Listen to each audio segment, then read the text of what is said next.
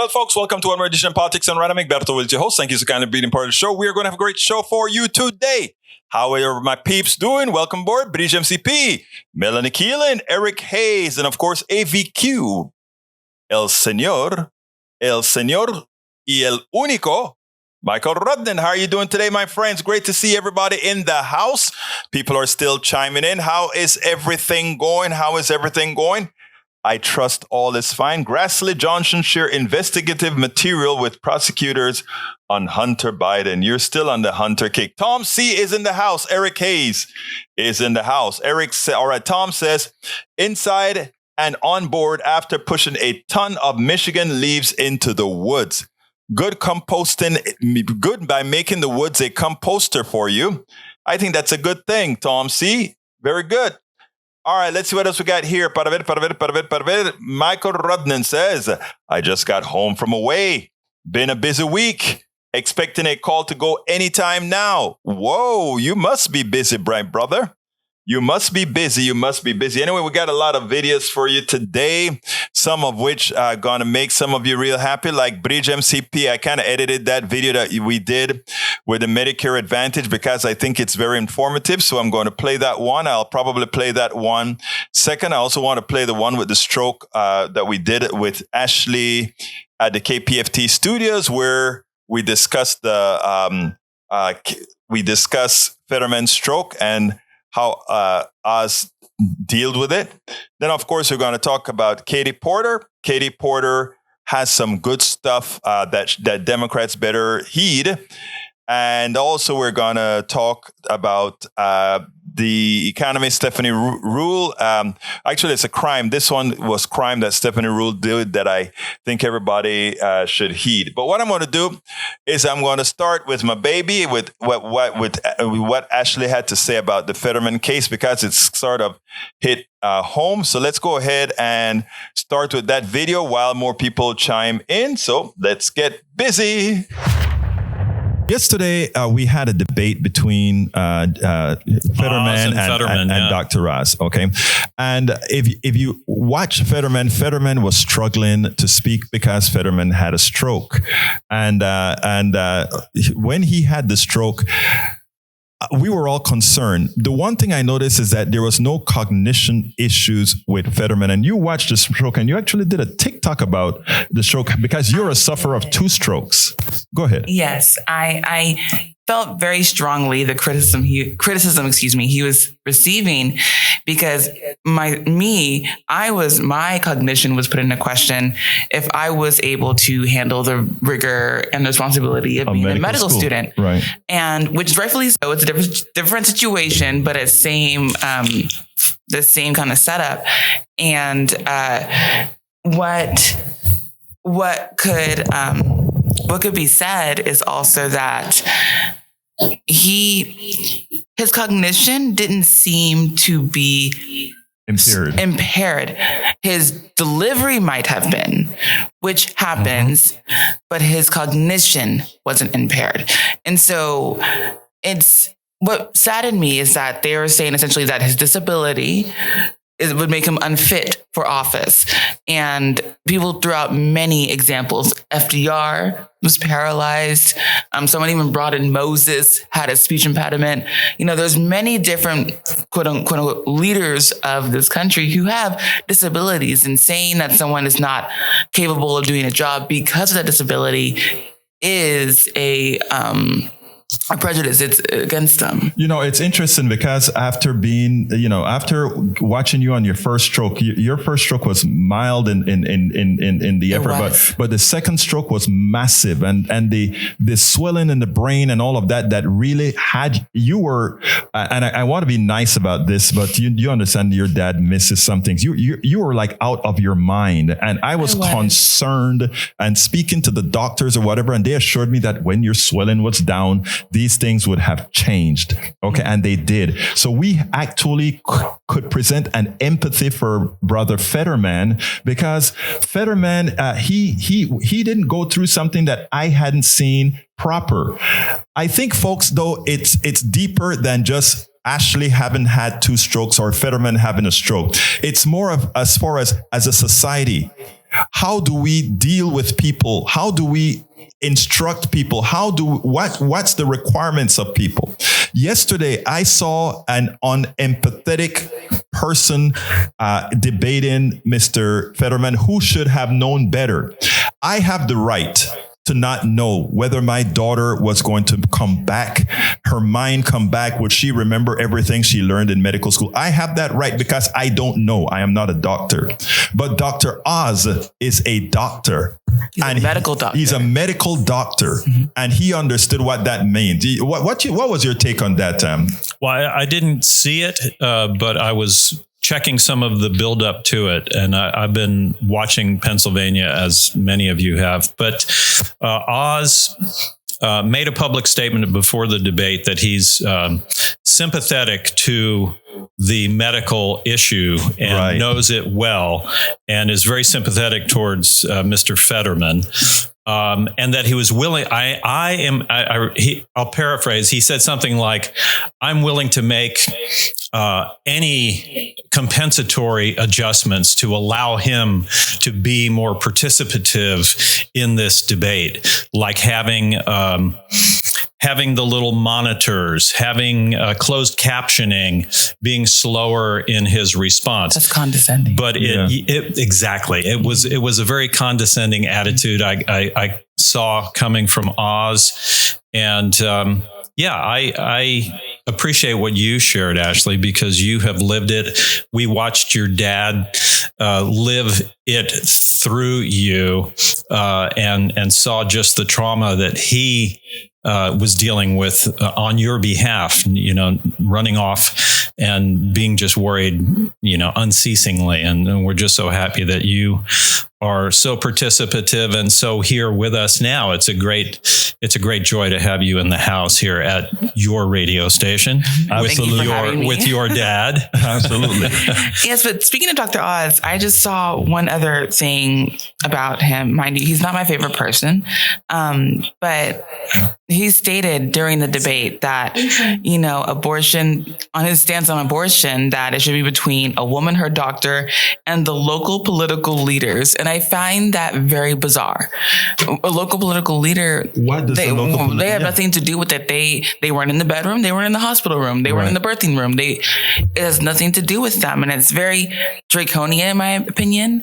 And it's very controlling. Yes, it is. It gives a big brother vibe to me. And that was very disappointing, especially coming from somebody who went through medical training and understands that abortion is not choosing to kill a child or a fetus. There are a lot of different situations that it will come, that abortion comes up in. You have the miscarriages, you have ectopic pregnancies, you have, high risk twin pregnancies that will definitely kill the mother. We have a lot of those things, and that isn't being taken into consideration at all. We spend a lot of time deconstructing the news, trying to, and that is so true. What Ashley had to say there with abortion. Now, interested. Hey, thank you for calling out Ashley, my dear beautiful Yvette Avery Herod. We did that yesterday at the studio, and I thought there was enough content there with both on both the abortion issue and the stroke issue that I wanted to get played for our internet audience as well. So I'll let her know that you gave her a shout out, Yvette. Okay, let's see. Before I go to the next video, what we got here. Eric says, question isn't the more coverage media-wise, justice served. Darrell Brooks found guilty on all 76 counts in Waukesha Christmas parade murders ending weeks-long lull. I think that's good. But again, we can talk, again, if you look at all the murders that occur in the United States, you would have a tendency, based on which one gets coverage, you would think murder, etc., has a different hue than what really is the majority of murders. But again, because you have been predisposed to see things a particular way, Eric, you think that there's some magical reason that Brooks's conviction didn't get coverage. You know how many convictions occurred on that same day as well? I suggest you check. Anyhow, Let's see. Let's see what else we got. Fetterman does not. Oh, I breathe. By the way, yes, I know every stroke is different. Ashley had a very peculiar one that was created by a deformity in her brain, something called a arterial venous malformation, which is a whole bunch of veins form a ball without capillaries that increase blood pressure, susceptible as you age to pop, and hers popped. They radiated that. After they radiated that, those set of vessels, those vessels died. And the idea is you hope that when those vessels die, that the blockage that it creates won't cause enough of a back pressure to pop before, give a final pop or anything like that.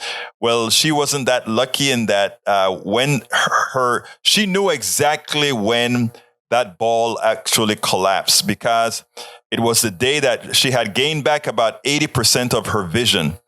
And in 1 second, she went back to 50% of her vision. And we think that is when all the blood flow stopped going through that section of her brain, which got rid of the sight and also worsened her left side paralysis or semi-paralysis. Not all her muscles are paralyzed on her left side.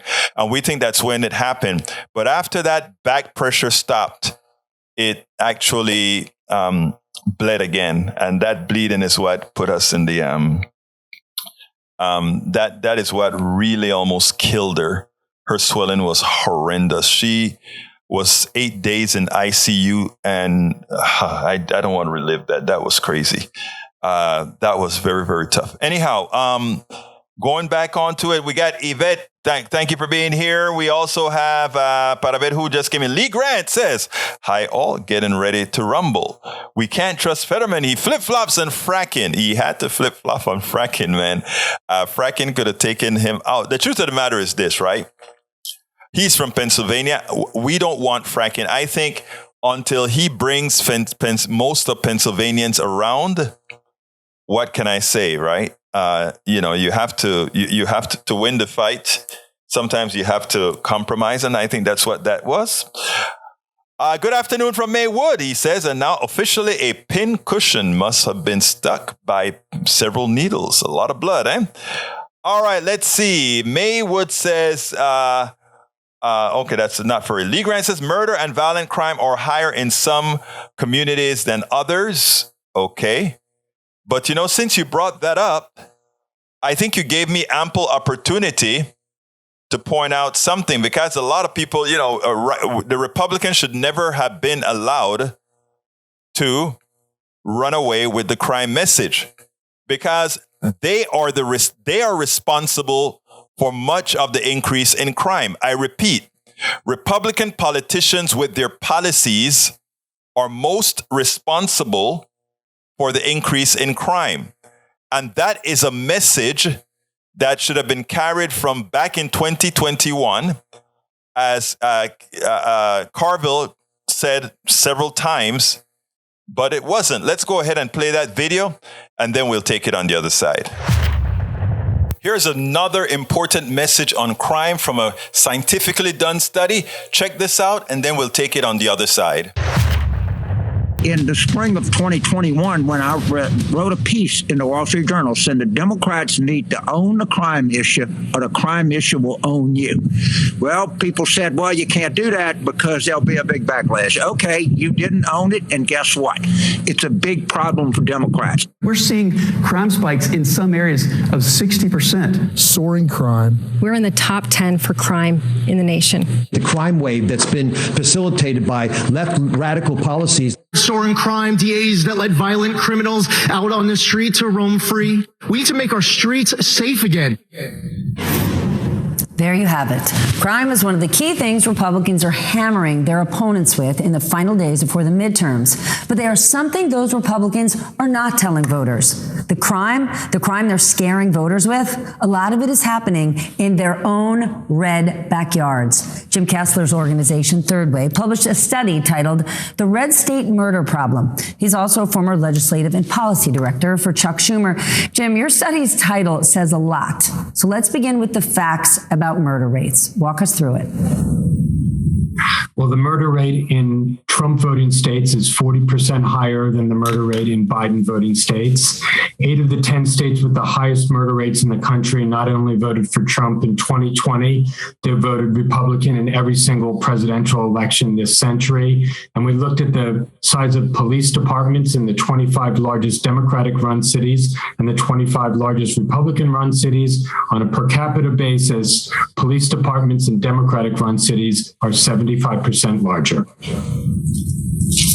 Broaden this out. Overall crimes in red states compared to blue states. I pause because just hearing you say that, it just makes me wonder, why aren't others saying this all day, every day?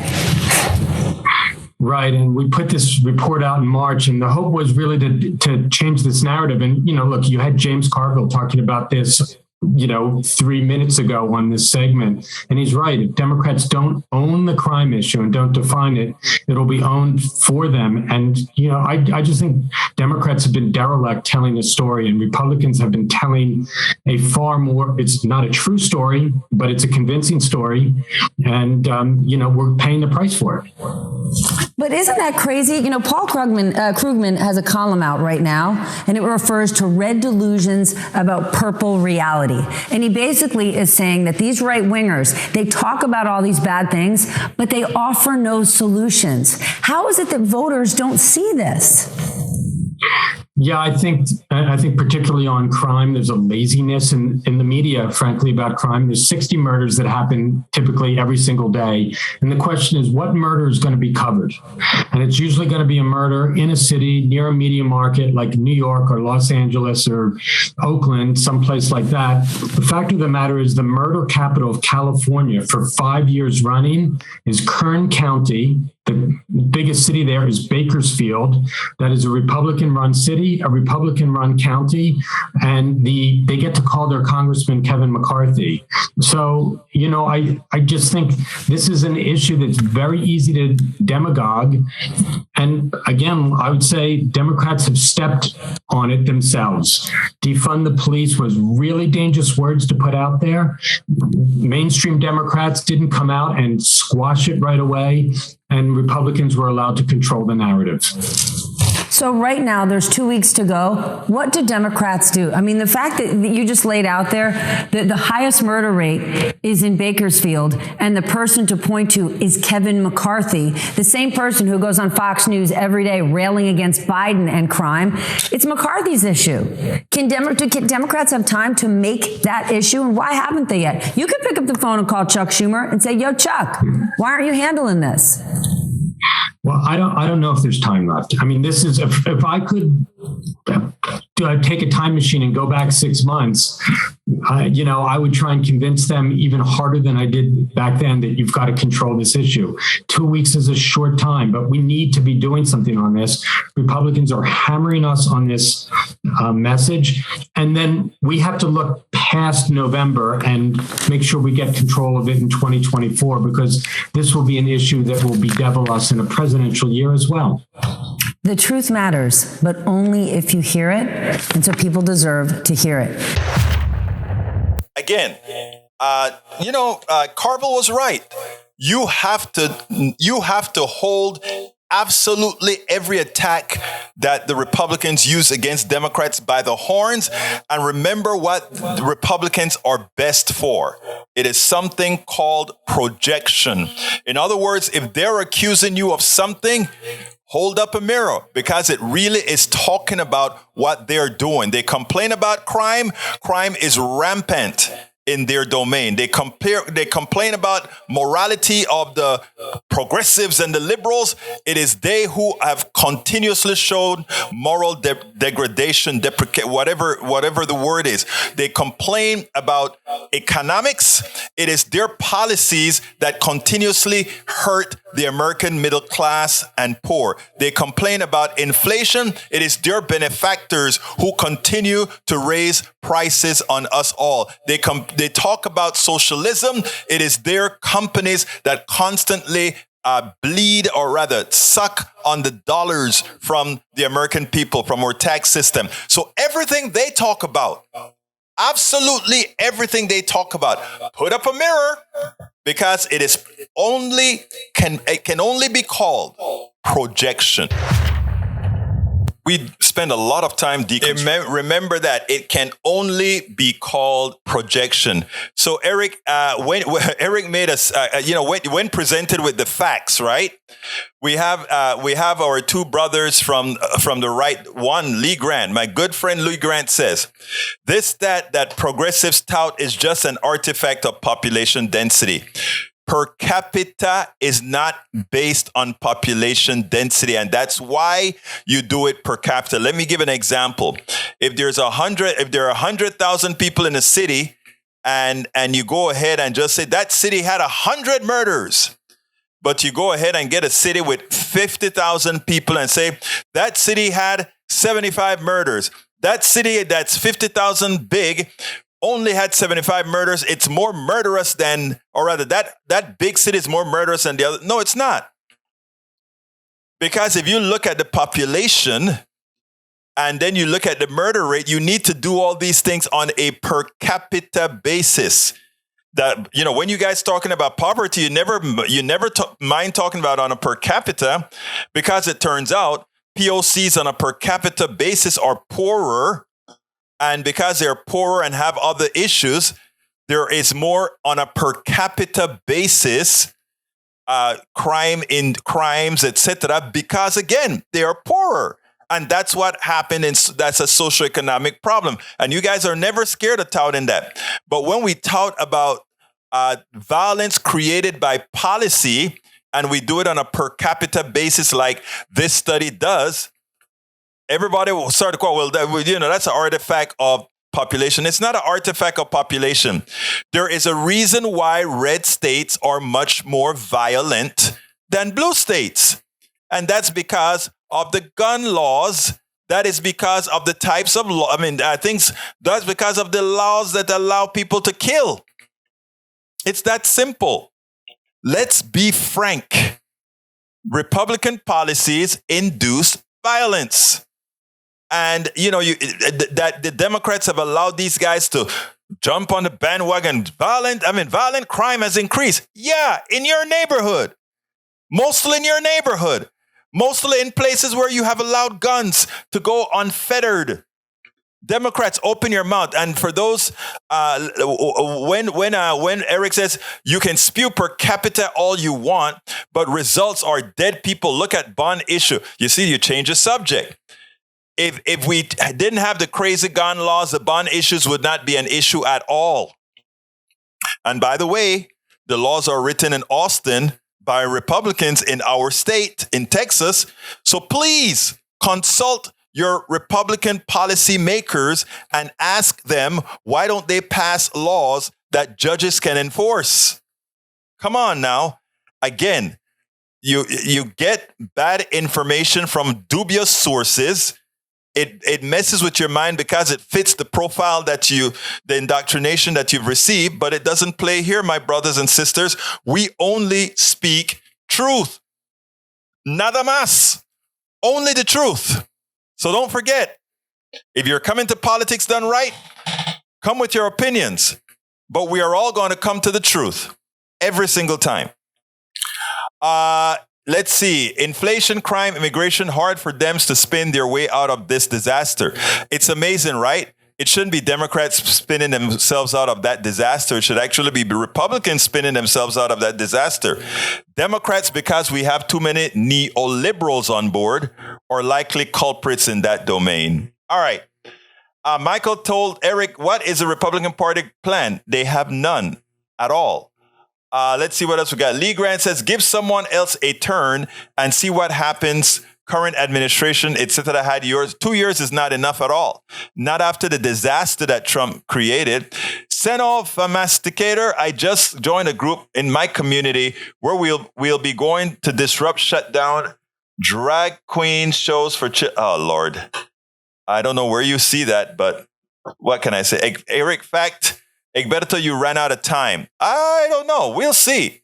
A lot of people are giving up. I see my people are actively trying to wake up others that are asleep or doesn't believe things are as crazy as they are. Bridge MCP says, Michael Rudden, Eric Hayes, what is the Republican Party economic plan? That's a repeat. Egberto, how about the fentanyl deaths and the morality south of 1,000 immigrants dying, 53 in one truck? Well, whose fault is that? Again, Republicans' fault. Create a policy, but we can't get a policy because of the filibuster. When we get rid of the filibuster, we can create a good immigration policy. Lee Grant says, high crime rate in Washington, D.C. itself is a wonderful example of democratic policy. No, it's a wonderful example of socioeconomic angst. It shows you what when you have a large socioeconomically disadvantaged place, that is what you get. If you want an example, go to any crappy city in Appalachia, and you'll find relatively the same type of problems occurring.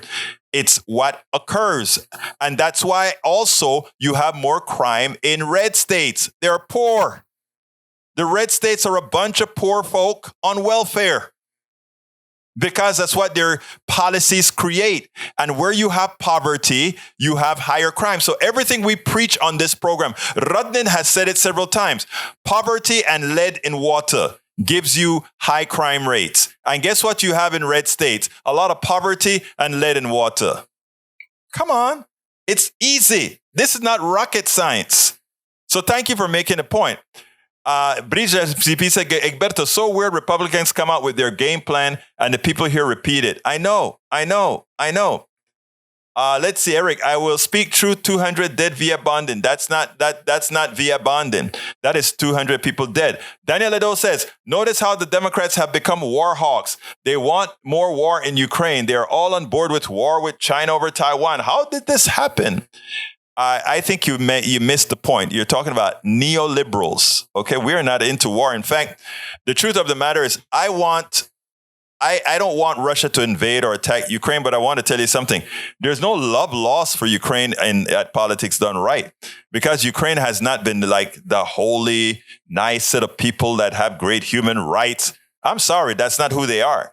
Now, there's a myth that's built around them, and the defense industrial complex would like that myth to continue so that we continue buying arms for them. But I understand the truth. All right, let's see. Let's see what else we got here. Okay, let's see. What time is it? 31. Let us go ahead and do video number 3. This one is truly we want to talk about Medicare versus Medicare Advantage. And the star of this show for that one is going to be our own Bridge MCP, who called into the radio show yesterday. So Bridge, here you go, or beautiful. Come on in. Bridge, how are you doing today? Hi. Talk to me. Egberto? Yes, it's Egberto. It's Bridge MCP. Hey, Bridge, how are you doing, my dear friend? Talk to me. I'm good. I wanted to know if you'd explain, because I get very confused. And I'm sorry, I have to turn this down. Turn it down so that we can, Go ahead. Yeah. I was having a talk with my brother, and he was saying Medicare Advantage is just a private company like anybody else. Yes, he's correct. And I said, yes, that's correct, but it's not good. And for some reason, I couldn't think of an answer. Let me give you the answer to that, okay? Medicare Advantage is just like having your regular standard insurance, private insurance right now, whether crappy as it is or good as it is, okay? If you want something good, you pay for it. The difference here is Medicaid Advantage is paid for by the government at a premium. In other words, Medicare Advantage costs the government more than standard Medicare. And the companies that run the private companies that run Medicare Advantage ensures that the government will not provide dental, ears, and eyes within the cost of Medicare, the standard Medicare as it is. Now, here's an important factor here. There's some very, very important factors people have to understand. When you buy Medicare, you also need to purchase, or it is suggested that you also purchase something called Medigap.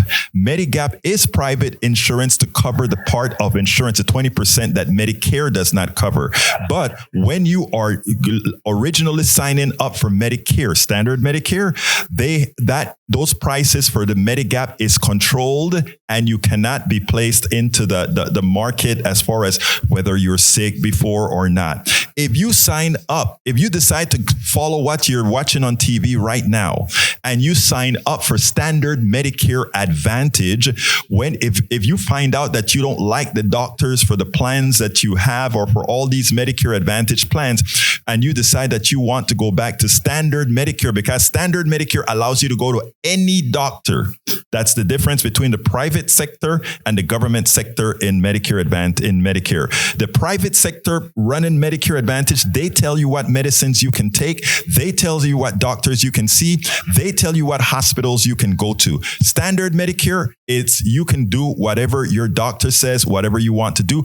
But if you leave Medicare Advantage to come back to Medicare, standard Medicare, at that point, Medicare Advantage, Medigap will say, well, were you sick? And all these other things that if you were sick, you will either not get Medigap or have to pay a very high premium to get Medigap. Likewise, if you're just staying with standard Medicare, you don't get eye coverage for free. You don't get ears, eyes, and teeth for free. Here's a kicker.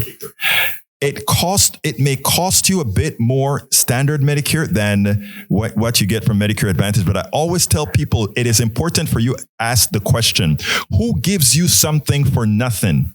If you're on Medicare Advantage, and I'm not saying it's bad or whatever, it depends, and you're locked in, remember that that's just what it is. You're locked in. Until the next year where you choose another plan that maybe is better for you, but you decide you want to go to Jamaica, you decide you want to go to Europe, you have some issues with that as well. Because again, only emergencies are covered. And I mean, so I don't have all the time to go into all the things, but my good friend, Tom Hartman, he wrote the book on healthcare that also includes some of the stuff we spoke about here. That is a must see for all our great seniors out there that are making that important choice now as to whether to go to the private sector for their health care or stick with a good run medical program that costs 2% in overhead versus over 30% plus theft in the Medicare Advantage field. So if you go to your secondary, we're talking like Medicare Advantage is a secondary, then if you have somebody else, I don't know, I have night shift. And say I switch to, which I never would, but I switched to Medicare Advantage. Now, don't certain insurance companies like Humira have Medicare Advantage programs? Yes, all of them. And that's the thing. They all, you want to say something? Well, yeah, because I've had to deal with this because I turned 65 recently. Right. And so I've been a couple of years jumping into how this all works. And so I went with regular Medicare and I got a little additional policy. So my Part D is I've got a little extra for prescription drugs. And then I've got the Medigap, which is another additional one that I pay for both of those. Right. And, it's over it's over $150 a month that I maybe wouldn't have to pay if I did a Medicare Advantage plan that replaced all of those. But as Egberto was saying, the Medicare Advantage has all these restrictions. One, the big one for me, my doctor that saved my life 20 years ago, he's not part of a Medicare Advantage plan. He says, we take regular Medicare and that's it, So if you switch to an Advantage plan, you're going to have to find a new doctor. It's like, well, geez, that's sort of, I don't like that limitation among many other limitations. There's so many limitations. So do you have to join, is Medigap part of Medicare or do you have to join it? It's when you get Medicare, you have a window of time where you get a supplemental benefit insurance plan, and it's mandated through the government if you do it during the window that you have, that it doesn't have any of those testing requirements built into it. If you left and did an Advantage and came back, then you'd have to go through basically qualifying examinations and things like that. You would find that maybe you're being restricted out. Maybe a pre-existing condition would raise your supplemental rate more high than you'd be willing to pay. And it would leave you in a bit of a lurch. So I had regular medical insurance. And when I went out in disability, I got Medicare. And my regular insurance automatically became my secondary. Right. So I guess I was not in Medigap. No, that's not that is because you came into the Medicare via disability, which is a different different story. Different story. But here's the deal: when you are going to be on Medicare only, because I think eventually you would be that is what's going to be covering you. I can't give advice officially, but we've just given you all the caveats that there are if you decide to go with Medicare Advantage versus. But hold 1 second. I want to ask our listeners one more time, folks. 713-526-5738. I want to give a big thank you to Jeanette. Very big thank you. Please, folks, we need some more calls. 713-526-5738. 713-526-5738, or go to kpft.org to support this station. And by the way, by having Bridge MCP call us here, think about that. How many people have learned about Medicare because there's a KPFT that's willing to tell the truth? Because none of those companies that are doing Medicare Advantage are here to advertise on KPFT. Because why, Dwayne? We are what kind of station again? We are the People's Radio station. We are the People's Radio. Hey, and here's a tip. I would maybe share this with you as well. There's an organization called Healthcare for All Texas. Yes. I've always called them HCFAT. HCFAT. Healthcare for All Texas. That sounds like Dwayne, man. So look up HCFAT. Google them, and that will maybe take you down a couple of information avenues that provides a lot of great help. In fact, some of our donors right here at Bridge MCP are some of the are on the board of not the board, but they really organize with that company. So it's a good one to look at. But so tell your brother and tell your brother, if he wants to have a conversation here on KPFT or anything, we love the conversation because we're not about fighting about stuff. We're about talking about stuff, as you well know. Well, he had somebody come to the house and he just switched over because that's the window. Right. So he just switched over to Humara or something. But I wanted to give him more information, but I forgot about Tom Hartman. Yes. I was looking up some of your stories and I was like, where did he talk about this? Yeah. Well, in fact, Bridge, I interviewed Tom Hartman twice on this subject, actually. I know, and I couldn't find it. Yeah. So, I mean, we'll talk about it. But look, my dear, beautiful lady, thank you so kindly for giving us a call. Thank you. And see you at 3. Shout out to Ashley. All right. Anyway, that was fun having Bridge call because, again, think about how many people learned so much just from that conversation that Bridge started. Haiku 333. Welcome to Politics Done Right. Biden hasn't changed any border policies from Trump, except he is not ripping families apart. Great point.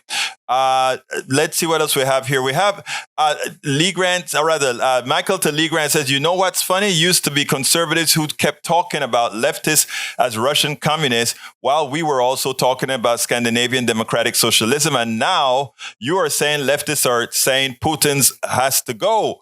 While the rest of us recognize that a destabilized Russia would likely put some of their nuclear arsenal sold in terrorist hands. It's quite the funny contradiction. I mean, the thing about the conservative movement has never been an honest movement. And in not being an honest movement, you can just expect the fraud on the truth, which is what you get, lies. Fraud on the truth. You get lies. Now, there's a good, interesting thing that Eric put out here that I want to read because it drives me crazy. Anybody that tries to create these sort of programs. He says, Bridge MCP, Medicare established in 1993 under Christian Care Ministry.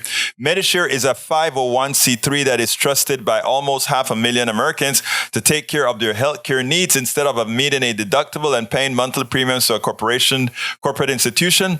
Medicare members meet an annual household portion and pay a monthly share. Eligible medical bills are shared by members who also encourage and pray for one another. Medicare works on behalf of discount. Medicare work on behalf of members to negotiate discounts and facilitate direct thing. You can create any kind of thing like this, right? Here's the problem.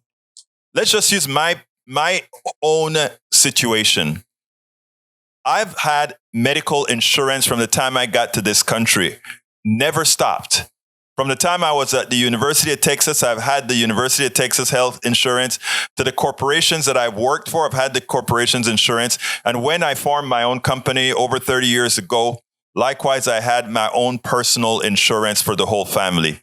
And that insurance eventually was costing us over $15,000 or $16,000 with a $10,000 deductible, which means our insurance bill could be as high as over $26,000, $28,000 a year. Okay, that's just our medical expense, even with insurance. Most people couldn't do it, and now I couldn't do that.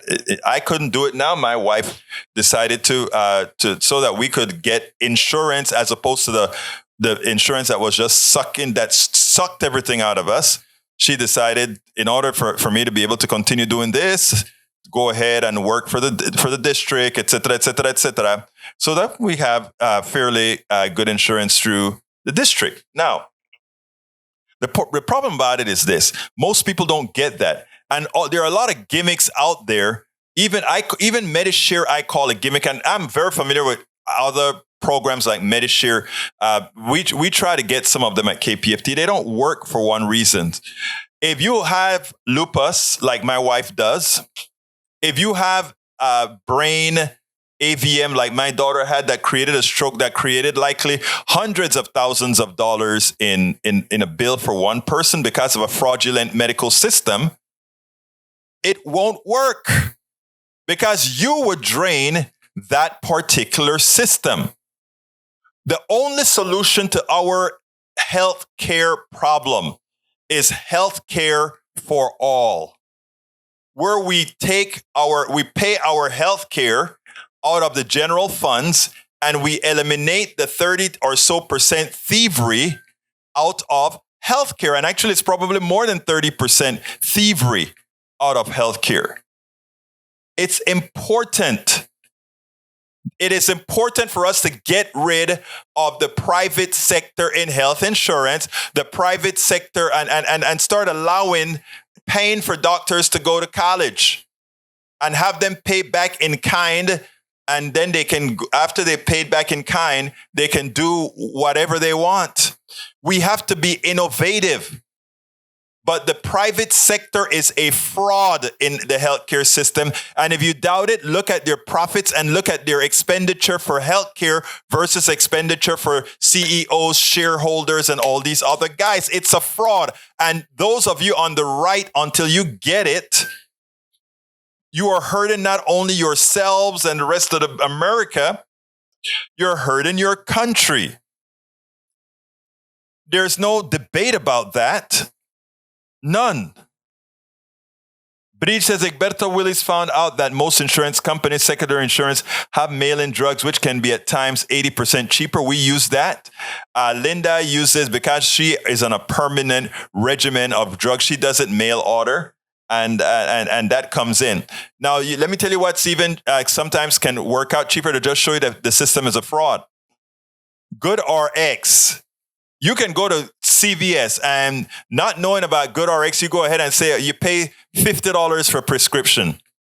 And then you go ahead and say, oh, let me look at GoodRx. And then you look at GoodRx and that same $50 prescription costs you $3. Again, it's the insurance company and our healthcare system. It's a fraud. If you are up to speed, if you have a phone and if you have the ability to negotiate, etc., it can be a little less expensive.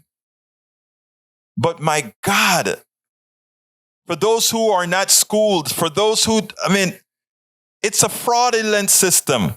It's a failure. All right, folks, let's do our last video now with this Congresswoman that I simply love. Let's go ahead and talk to Katie. I wish we could mint California Representative Katie Porter because she's in a difficult district, Orange County in California, and she wins, right? She's in a difficult race right now. She wins. But what is she doing? She's engaging her community more like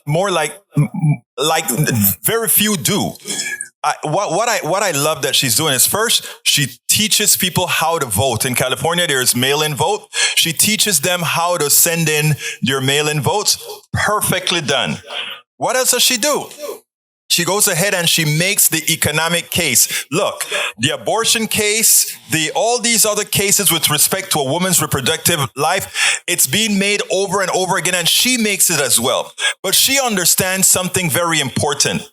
You have to neutralize Republicans in order to get your entire message across. And if you listen to how she addressed all of this with O'Donnell, you see how I think if every congressperson did it this way, in easier districts than she has, they would be successful. Check this out, and then we'll take it on the other side. Early voting is officially underway in 40 states. In California, over 1.5 million mail-in ballots have already been sent. Our next guest, Democratic Representative Katie Porter, is seeking re-election to Congress, this time from California's newly drawn 47th district. Last week, Representative Katie Porter showed how easy it is to vote in California. I'm Katie Porter, and I represent Orange County in Congress. There's an election on November 8th. Let me show you how simple it is to vote here in California. All registered voters were sent a ballot through the mail. It's so important we make our voices heard in this election. Control of the House and Senate are at stake, and that means abortion rights, climate action, gun violence prevention, and accountability are on the ballot. Once you've cast your vote, seal and sign the envelope. I'm headed to my nearest drop box, which is about 5 minutes from my house, to drop off my ballot. Orange County voters can find drop box locations at ocvote.gov. You can also send your ballot back through the mail. No stamps needed. Thank you very much for joining us tonight. I want to begin with the bigger question of what does it mean to the country on which party controls the House of Representatives next year after this election? Well, the stakes are incredibly high. They're high for women's reproductive freedom, for abortion rights. They're high for our climate crisis, but they're also high for issues that maybe aren't getting as much attention, including the future of Social Security and Medicare, programs that all working Americans rely on. I have the ballot that you just showed. I have it at home on the kitchen table. I always know what I'm going to do in the big offices. But that ballot, as you know, goes down into the state legislative offices. In California, it has judges. Not all states elect judges, but California does. And many of us get a little lost the farther down that ballot we go. How important is it when we're reaching down there below the federal offices to vote for those state legislative offices? It's incredibly important to vote down the ballot because to solve most of the problems that Americans care about, including problems like the climate crisis, health care, housing affordability, we have to have the right leaders at the federal, state, county, and local level. And I think there were a lot of moments during the pandemic that really showed that, where we provided funds to states and counties. They could invest those resources in helping to address things like hunger, making sure that we could keep firefighters and law enforcement working. So we have to have the right partners. The climate change is, for example, is not something you can solve at any one level of government. Talk about the inflation, which all polls are showing is the number one issue that's on swing voters' minds. Well, voters don't like getting cheated and they don't like getting lied to. And that's what's happening right now. They're getting price gouged, getting overcharged at the grocery store, at the pump for so many goods and services. And then corporations are telling them, oh, it's a supply chain issue. Oh, it's not our fault. But the proof's in the pudding. About half of what we're seeing in corporate profit margins right now is coming from those boosts to the bottom line. So about half of the inflationary effect is coming from corporate profit margins. And the other half is the added cost of input or the added cost of labor. And so I think Americans sense this. They're filling up at the pump and seeing prices go up and down. We have CEOs saying on earnings calls, CEOs of multinational global corporations saying on earnings calls things like, quote, a little bit of inflation is good because it lets them raise their prices. According to this chart, what is the biggest driver of inflation during the pandemic? The blue is the dark blue is the recent period. it would be corporate profits. And what is that percentage? It is 54%, and that number does stay that level of high if you update that number to more recent numbers as well. So over half of the increased prices people are paying are coming from increases in corporate profits. Yes, the unit price index is reflected in corporate profits as opposed to other costs. What do your colleagues say when you make these points? You make them in a way that it seems translatable to the campaign arena. Or do your colleagues use some of these points the way you describe them? Well, I certainly hope so, because look, voters want to hear about it. They're going to the grocery store. I'm going to the grocery store. We're filling up our gas tanks. We're trying to purchase things. So it's on voters' minds, and you just need to tackle it straight up and have the courage to stand up to big corporations and tell the truth. They are cheating us, and we're all paying the price. Our overall economy is paying the price. Nobody more so, by the way, than our seniors who are on fixed incomes and retirees. They want to see someone who will protect Social Security and Medicare and stand up to corporations who are making it hard for them to take care of themselves in their later years. Republicans, if they had said something that in any way is related to inflation as a point they're making on the campaign trail, I would raise it to you now, and I would challenge you with it now. But they have not. There is not one anti-inflation proposal that Republicans have. They have a giant tax cut proposal, which is not anti-inflationary in any way. They seem to be interested in going back to a world in which there's absolutely no inhibitions on prescription drug prices, which is, in fact, inflationary. What do you say when voters say to you, we want to switch to Republicans because of inflation? They get that Republicans are playing the blame game. But what they want to hear from Democrats is that we are on top of this and we are willing to fight to do something about it. So Republicans are simply pointing fingers at Democrats, but Democrats need to come back to voters and say, they're just pointing fingers. We have solutions. We see the issues. We see the challenges. Here's what we've done, and we know there's more to do. You can trust us to do it. This is one of the reasons why I so love Katie Porter, because she's a very complex woman. She understands the complexity of the economy, women issues, environmental issues, and all the issues that concerns not only progressives, but all Americans. But most importantly, she knows how to put this message in a bread and butter form, a form that every American can understand. So folks, 12 days left. Take Katie Porter's lead. Put the case onto the Republicans as it should. Has done a great job here on the economic message. There's also other messaging that must be done in the crime arena, where it is that Republicans don't know how to solve crimes because it is they who are the genesis of the increase in violent crimes with their gun policies. And if you need any illustration on that, check out the 5 states with the worst case of murder, or red states, the 8 of the 10 states with the highest crime rate, red states. All of that is indicative that they don't know what they're doing. And if they want to impart on America what they've imparted on the parts of the country they are running, then that is not what Americans want. And that needs to be taken care of now. Absolutamente sí. And it is, Bridge MCP. Old lives matter. Yes, they do. Yes, they do. Kat Liddon says, please do not show the border problem. It is not Biden's problem. It's 30, 40-year-old problem. What realistic solution is there?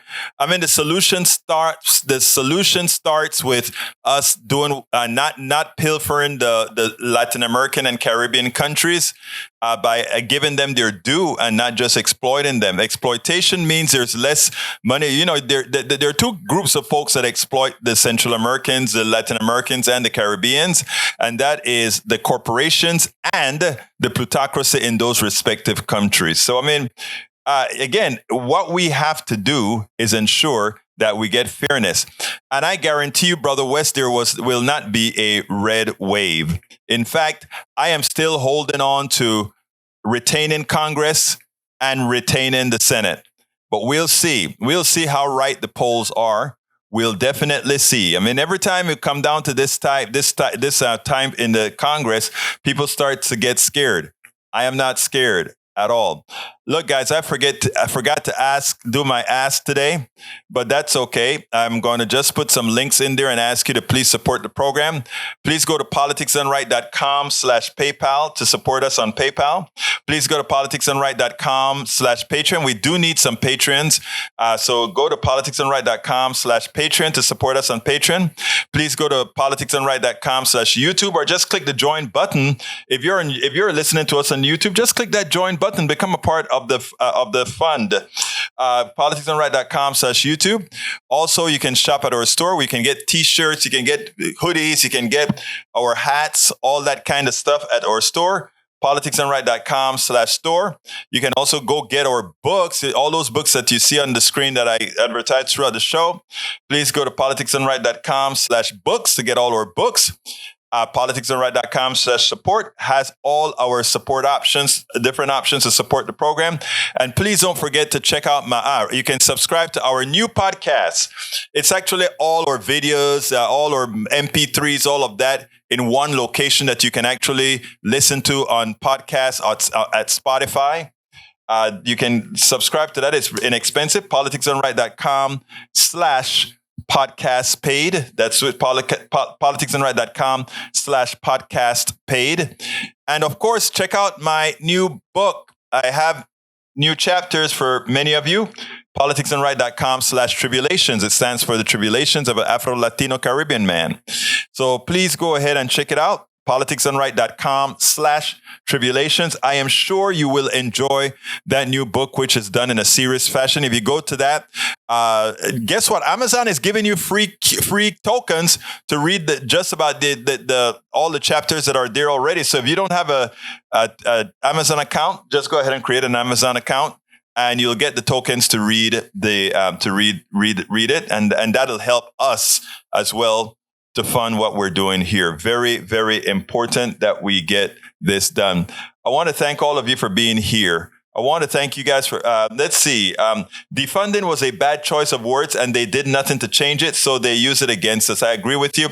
Even though as the things just showed, the video just showed you, in the top 25 cities, the top red 25 cities and the top blue 25 cities, the blue cities on a per capita basis have their 75% more police. Think about that. So while they talk about defund the police, it is their police who are defunded, and it's understandable. They don't like to spend money on people. Their crime rate is higher. It is understandable. Crime tracks poverty, and they are poor by choice. It is understandable. I don't know how much more people have to see the failure of the conservative mantra.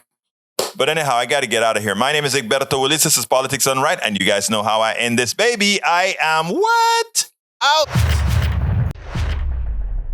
We spend a lot of time deconstructing the news, trying to parse it into a form that everybody can understand. We try to find those little nitpicks where it flies above the fray, etc. If you really like these videos that we do, I want to ask a big favor. Please go ahead. Number 1, subscribe to our channel. And number 2, please join if you can. Thank you so kindly for watching. Keep watching. Please remember to share. We must populate the entire internet with our progressive message, a message that we know is what most Americans say that they want. So help us, please join.